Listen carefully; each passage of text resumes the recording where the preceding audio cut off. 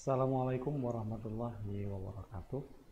Selamat datang di channel Redaksi Mustafa. Apa kabar mahasiswa jurnalistik komunikasi?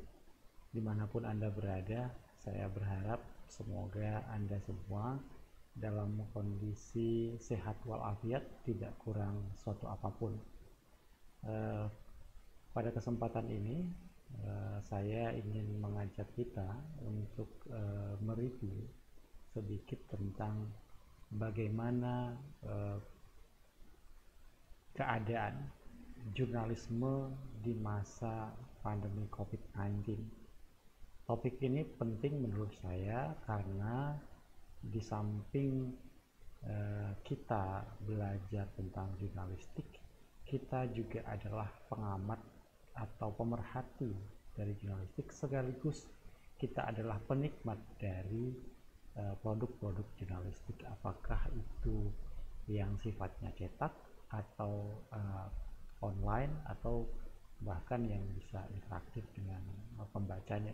Nah, bagaimana perkembangan itu dilihat dari perspektif jurnalistik, inilah yang akan menjadi bahasan kita pada hari ini. Muara dari video ini adalah bahwa nanti adik-adik mahasiswa sekalian, terutama yang konsentrasi jurnalistik, bisa menemukan ide apa yang sebaiknya diteliti. Jadi untuk dijadikan sebagai katakanlah bahan judul skripsi, sehingga nanti kemudian kita tidak kebingungan ketika diminta untuk mengajukan judul oleh jurusan, karena memang sudah masanya untuk mengajukan judul skripsi. Pembahasan kita ini hari ini itu kita akan membahas tentang coronavirus. Itu adalah sebuah kisah besar ya yang terjadi di seluruh dunia. Kemudian bagaimana dampak dari COVID-19 terhadap jurnalisme? Lalu bagaimana media sebaiknya berubah? Dan bagaimana sebaiknya sikap publik atau sikap kita selaku pemerhati dari jurnalisme atau pemerhati dari produk-produk jurnalisme. Ya, pertama, coronavirus adalah sebuah kisah besar. Ya, wartawan harus menerapkan standar etika tertinggi dalam cara menceritakannya. Dari perspektif etis, kisah coronavirus itu sulit dilakukan dengan baik. Ya. Alasannya ada dua. Pertama, ada konflik yang melekat antara dua kewajiban etis. Kewajiban mengungkap fakta atau mengungkap kebenaran, dan kewajiban untuk tidak menambah secara tidak adil kecemasan publik. Di satu sisi, ini penyakit yang tidak pernah terjadi sebelumnya di seluruh dunia. Tapi di sisi lain, kita juga jurnalisme atau jurnalis harus berlaku adil untuk tidak menambah kecemasan publik, karena banyak kita perhatikan, banyak sekali berita yang justru kemudian membuat publik kemudian bertindak secara membabi buta gitu. Sehingga itu akibat dari berita-berita yang diterbitkan oleh media. Nah, sejak awal ketika virus menyebar dengan cepat di China dan mulai menyebabkan kematian, tingkat kecemasan menyelimuti dunia. Sampai kemudian ketika virus ini di beberapa negara Asia Tenggara, kita lihat ada berita-berita yang orang menyerbu swalayan, pusat perbelanjaan untuk memborong masker, memborong sembako dan lain sebagainya. Itu karena munculnya berita-berita media yang menambah kecemasan publik bahwa ini pasokan barang akan terputus, lalu kemudian warga tidak bisa mendapatkan pasokan barang sebaik mungkin, PHK yang mengancam, orang tidak boleh keluar rumah, padahal itu belum diterapkan. Tapi karena ini sudah dijadikan sebagai berita dan publik membaca serta percaya dengan berita itu, maka kecemasan terjadi di mana-mana. Data LexisNexis menunjukkan sepanjang Januari 2020 atau bulan pertama dari wabah COVID-19, lebih dari 41.000 artikel berita cetak berbahasa Inggris menyebutkan kata coronavirus. Dan hampir 19.000 memasukkannya dalam tajuk utama mereka, artinya menjadi berita utama. Ya. Sebaliknya hanya sekitar 1.800 artikel berita cetak berbahasa Inggris yang diterbitkan pada Agustus 2018 atau bulan pertama wabah Ebola menyebutkan Ebola. Dan hanya sekitar 700 berita utama menyebutkan penyakit itu. Jadi beda sekali, jauh sekali perbedaannya antara COVID-19 dengan Ebola yang terjadi di 2018. Kalau COVID-19 41.000 artikel ya, menyebutkannya dan 19.000 menerbitkannya di tajuk utama mereka. Jadi sangat masif sekali pemberitaan tentang COVID-19 dan sangat masif juga yang menjadikannya sebagai topik utama. Ya, ada beberapa kisah dalam COVID-19 itu yang dimuat dalam berita. Antara lain pertama itu nasihat kesehatan. Ada informasi tentang penyebaran penyakit, siapa yang berisiko terkena virus, lalu kemudian bagaimana tanggapan pemerintah, lalu kemudian apa yang terjadi dengan ekonomi, bagaimana kehidupan sehari-hari akan terganggu, itu diberitakan oleh media. Ya, ini beberapa kisah yang dimuat di media. Kemudian yang kedua, ada perkelahian di supermarket. Ya, ini juga yang menambah kecemasan. Ada orang berebut kertas toilet, orang-orang yang menimbun makanan kaleng karena takut tidak kebagian. Itu semakin menambah kecemasan publik ketika ini diberitakan. Berita yang pertama ini saja, ketika orang dikatakan pemerintah akan ekonomi terganggu, pemerintah akan menerapkan pembatasan sosial, itu sudah sangat mengganggu, sangat membuat publik cemas, ditambah lagi dengan berita yang kedua. Dan berita yang ketiga itu lebih gila lagi. Ada perebutan peringkat dan teori konspirasi gila bahwa ini adalah konspirasi. Ini adalah perbuatan jahat segelintir orang untuk kemudian meraih keuntungan di tengah-tengah COVID-19. Nah, tiga berita ini membuat kecemasan publik. Ya. Tiga berita ini membuat kecemasan publik. Jadi yang pertama mungkin agak lebih tone-nya agak lebih positif karena base-nya fakta. Ini juga fakta sebenarnya. Tetapi yang kedua dan ketiga itu lebih kepada kisah-kisah yang sebenarnya boleh dikatakan tidak akan terjadi kalau media tidak memberitakannya, tidak akan terjadi di tempat lain kalau media tidak memberitakannya. Nah, yang ketiga itu lebih gila karena menganggap bahwa ini konspirasi dari beberapa orang, dari beberapa organisasi seperti itu, dan tidak ada yang bisa membuktikan apakah teori konspirasinya itu berhasil benar atau tidak. Padahal ini pesannya sudah sampai kepada banyak orang, sehingga kemudian pada akhirnya publik menganggap inilah sebagai kebenaran. Sehingga publik terbelah, ada yang menganggap bahwa ini adalah konspirasi, ada yang menganggap bahwa ini adalah fakta yang memang harus dihadapi dengan seksama. Ya. Jadi akibat berita-berita itu menambah kecemasan dari publik. Berikutnya, bagaimana dampak COVID-19 terhadap jurnalisme?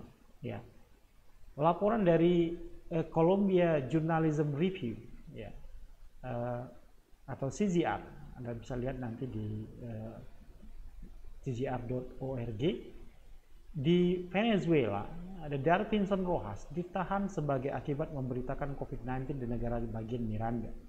Pemerintah Venezuela tidak suka dengan pemberitaan dari Darvinson Rojas, ya, karena memberitakan tentang COVID-19 di Miranda. Di Amerika Serikat, Presiden Donald Trump menyerang wartawan yang mengajukan pertanyaan kritis, membatasi jumlah visa yang tersedia untuk karyawan Cina untuk wartawan Cina yang beroperasi di Amerika Serikat. Di China atau di Tiongkok, China mencabut visa sekitar 13 reporter yang bekerja untuk New York Times, Washington Post, dan Wall Street Journal. Jadi dampaknya ini terjadi kekerasan terhadap pers di berbagai negara. Nah, di Indonesia mungkin sudah ada kejadiannya, tapi kita belum bisa menjelaskan secara utuh karena belum ada penelitian terkait itu, ya. Tapi paling tidak dari beberapa negara ternyata ada dampaknya bahwa pers diintimidasi, bahwa pers dibatasi karena melakukan liputan-liputan terkait COVID-19.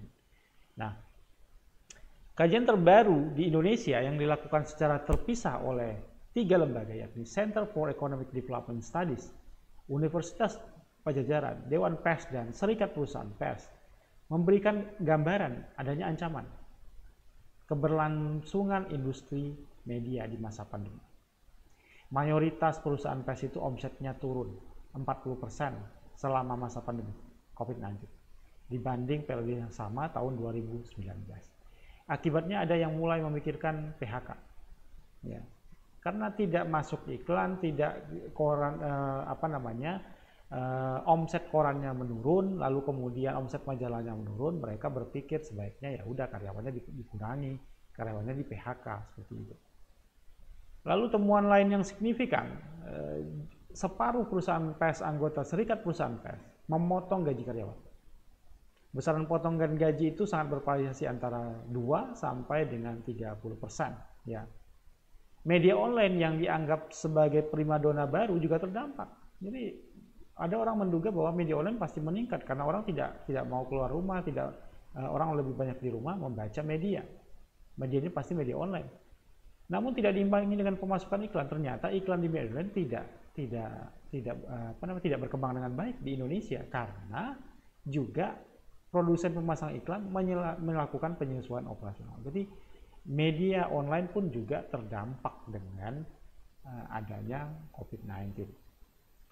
Survei Center for Economic Development Studies atau CEDS Universitas Pajajaran pada tanggal 2 sampai 10 April 2020 terhadap 98 jurnalis dari berbagai daerah, 45,92% jurnalis mengalami depresi, ketakutan, tidur gelisah, merasa tertekan, ya.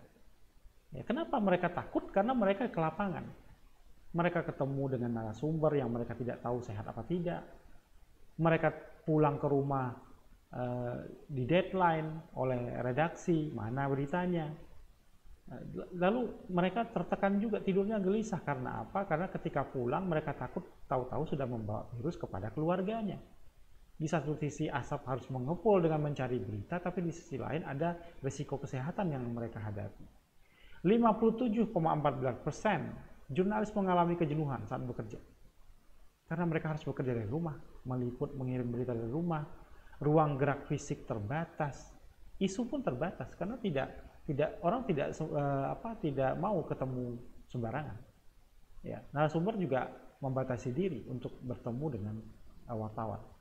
Nah, oleh karena itu ada dampak seperti ini juga mengakibatkan jurnalis itu mengalami takut, tidur gelisah, tertekan. Ya. Apa yang harus dilakukan pers? Yang harus dilakukan pers itu sebaiknya berilah informasi yang berkualitas. Informasi yang kira-kira membangun kepercayaan publik. Percaya diri publik untuk mengatasi wabah ini. Ya, bukan menambah kecemasan publik. Lalu kemudian bisa dipercaya bahwa fakta yang disampaikan itu benar adanya. Bukan kemudian desas-desus yang disampaikan para pengamat, ya. Apalagi kalau misalnya bicara kesehatan dibahas oleh pengamat politik. Bicara kesehatan dibahas oleh politisi yang bukan ranahnya. Membantu mengarungi kekacauan, bukan kemudian membantu membuat kekacauan. Membantu mengarungi kekacauan itu maksudnya adalah bahwa sebaiknya media itu membantu publik, siapapun itu publiknya, untuk kemudian mengurai kekacauan ini sedetail mungkin, bahwa ada yang bisa diselesaikan oleh informasi yang baik. Nah, media seharusnya berlaku seperti itu. Jadi membantu publik mengarungi kekacauan ini, bahwa huru-hara yang terkait COVID-19 itu sebaiknya mulai dilokalisir, mana yang kira-kira bisa diatasi, mana yang tidak, mana yang butuh bantuan pemerintah, mana yang tidak, mana yang sebaiknya diperhatikan, mana yang tidak. Itu mulai sebaiknya media melakukan hal-hal seperti itu.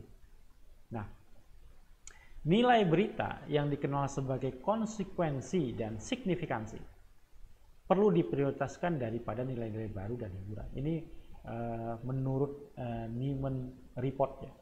Jadi nilai-nilai berita itu sebaiknya nilai berita itu kan ada baru, ada juga dekat, itu juga termasuk nilai berita, populer dan lain sebagainya. Maka sebaiknya nilai beritanya itu konsekuensi, signifikansi. Konsekuensinya apa kalau saya beritakan ini? Lalu pentingnya di mana berita ini? Itu perlu dipikirkan oleh redaksi, ya, daripada nilai-nilai baru dan hiburan. Ya, kadang-kadang ada orang menjadikan krisis itu sebagai hiburan. Asal baru itu dijadikan berita, dinaikkan, disebarkan kepada publik. Nah, seharusnya hal-hal seperti itu mulai dihindari oleh media. Lalu ulangi pesan sederhana dan jelas sesering mungkin.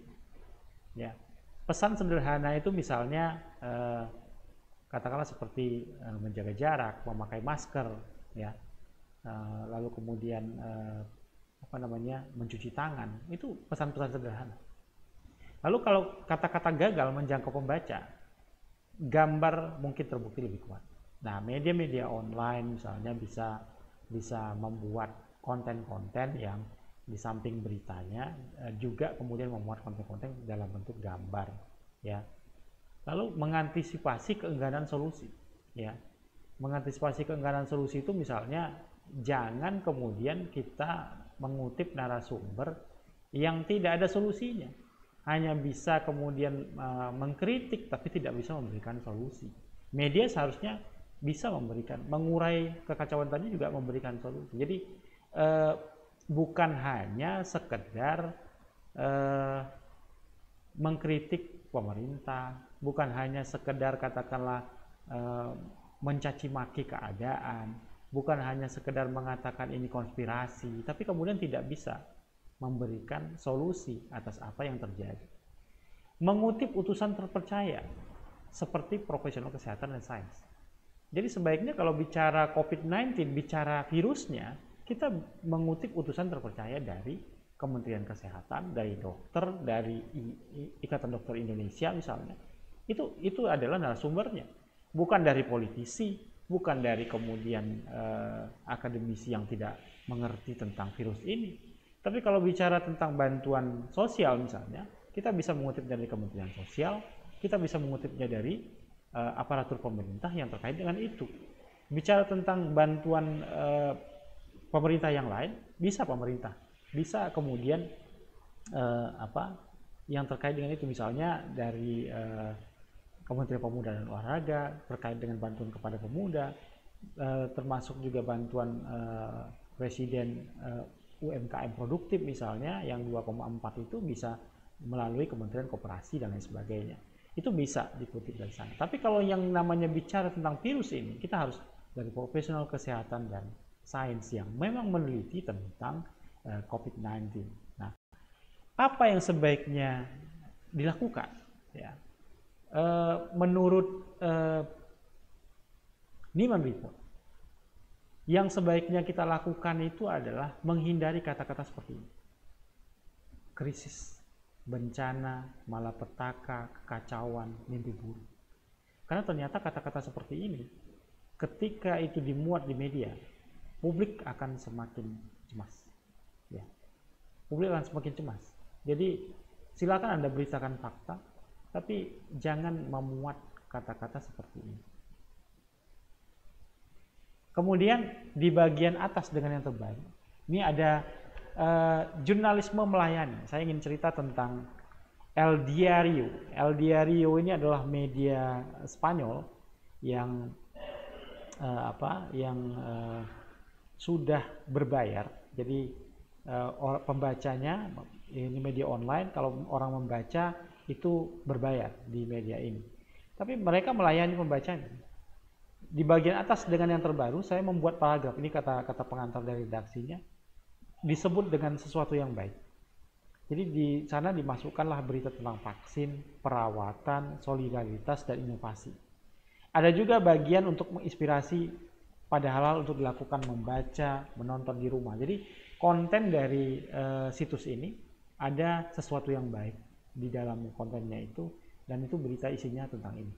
Sesuatu yang positif, vaksin, perawatan warga itu sebaiknya bagaimana, solidaritas seperti apa yang harusnya dilakukan warga dengan wabah ini. Dan itu kemudian menimbulkan optimisme publik untuk bangkit dari keterpurukan. Ya. Nah, media pada new normal ini media-media kita, termasuk di media di Indonesia. Saya kutip dari bahan yang disampaikan oleh pemimpin redaksi sebuah media Transmedia. Dia mengatakan bahwa rapat di redaksi itu dilakukan secara virtual. Ya. Kemudian ada pola-pola baru yang dibutuhkan. Ya, ada new recruitment, ada skill, ada knowledge, ada new infrastructure. Jadi ada skill baru yang dibutuhkan kalau misalnya media ingin eksis di masa new normal. Skill baru itu misalnya spesialis bidang peliputan health, science, dan teknologi informasi. Jadi ke depan bisa jadi wartawan itu bukan anak jurnalistik saja, tapi orang-orang yang punya background dari dunia kesehatan, orang-orang yang punya background dari sains yang katakanlah meneliti tentang virus, atau orang-orang yang punya kemampuan teknologi informasi. Nah, juga kemudian new infrastructure. Sekarang itu di beberapa media sudah mulai ada dijaga jarak antara satu komputer dengan komputer yang lain, sehingga kemudian karyawannya tidak berdekatan, atau bahkan diberikan juga yang namanya pelindung diri APD, dan itu kemudian juga membuat infrastrukturnya berubah. Konten kesehatan akan semakin diminati di masa depan oleh ketika new normal, ketika kondisi belum stabil, karena orang juga ingin tetap memperhatikan soal-soal kesehatan dan protokol kesehatan. Bagaimana kemudian di kantor-kantor media itu mulai sudah diterapkan protokol kesehatan, tidak hanya menjaga jarak tapi juga memakai masker, juga kemudian cek suhu, bahkan ada media yang mengecek suhu karyawannya itu secara berkala, ya. Dan kalau juga ada yang diberikan vitamin kepada yang liputan di lapangan supaya kemudian mereka tetap punya imun tubuh yang kuat. Nah, ini kondisi-kondisi beberapa di media yang terjadi ketika masa new normal. Nah, apa yang sebaiknya dilakukan publik? Yang sebaiknya dilakukan publik itu adalah tetap kritis. Ya. Pertama itu kritis. Ya. Tetap kritis. Dia tidak menerima begitu saja. Skeptis. Dia harus meragukan informasi yang diterima dan analitis. Dia menganalisa apapun informasi yang sampai ke dia, sehingga kemudian dari tiga ini publik kemudian akan mendapatkan berita yang benar-benar dia anggap layak untuk dikonsumsi, bukan berita-berita yang kemudian tanpa ada skeptis, tanpa ada analisis, tanpa kritis, maka publik akan semakin cemas dengan informasi yang diterima. Tapi kalau dia skeptis, dia analitis, dia kritis, maka dia akan mencari lagi informasi-informasi yang kemudian bermanfaat bagi dirinya. Saudara-saudara sekalian, inilah akhir dari penjelasan saya tentang beberapa hal yang terkait dengan jurnalisme di masa pandemi COVID-19.